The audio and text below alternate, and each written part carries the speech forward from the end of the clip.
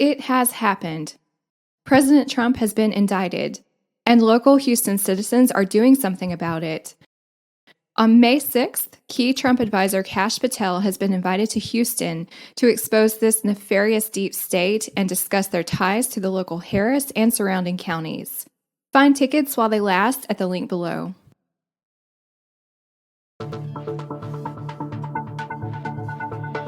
Texans discuss the Ruby Ridge murders. Friends, you're listening to The Flip Side.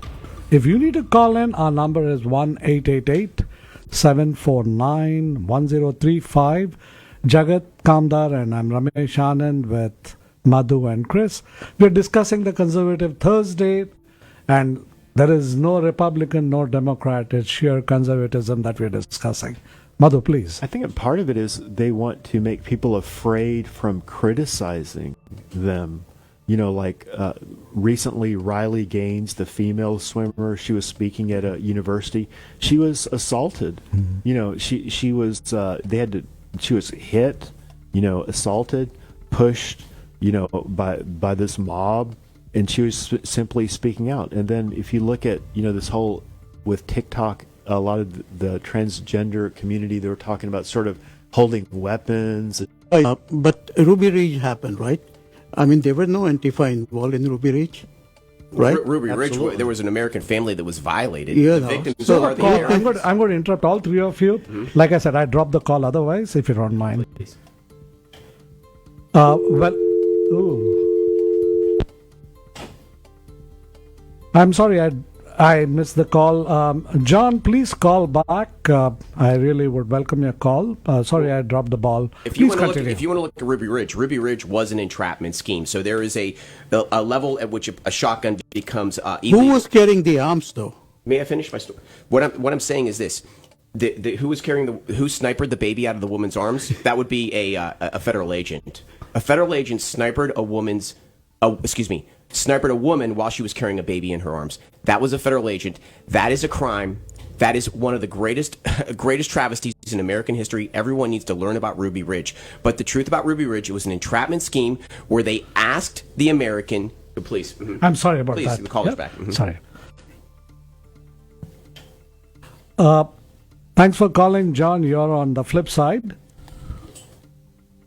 Yeah, greetings and well wishes to all you young people there. I was just wondering, the gentleman, I don't know his name, but he was talking about all these different groups about the Iraq war and the blame to some other people, and he's talking about the Democrats and the transgender people. He's making all these claims, and I was sitting down and listening, and I'm trying to think, where does he get his information from? And I would like, you know, to understand where he's coming from with all these different claims. He's very articulate and very knowledgeable when he's speaking, but I'm just puzzled and surprised. Well, you know, like I said, I got off of the corporate media. I got off of it 4 years ago. I get all of my information from non-traditional sources, Rumble, BitChute. I use DuckDuckGo.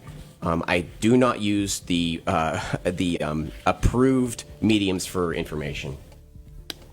And I suggest everyone do that, because if you want your... John, so a lot of the stuff you're talking about, you can confirm that it actually happened. Absolutely. I can tell the Ruby Ridge story right now, but I want to say one more thing. If people want to grow intellectually, they have to turn off the CNN, and they have to begin exploring non-traditional means for information, which is all the platforms I've said. BitChute, Rumble, DuckDuckGo, things of that sort.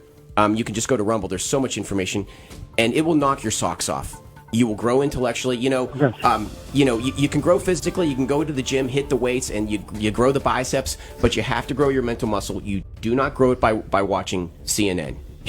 That's like eating McDonald's and thinking it's nutritious. I absolutely agree with you, but I'm just puzzled because you're speaking with a lot of authority and a lot of vitriol to all these different groups, and I'm just shocked. You know, I mean, this country is coming down to a stage where, you know, we talk about freedom, we talk about liberty, we talk about small government, and everything is being turned on the head, you know.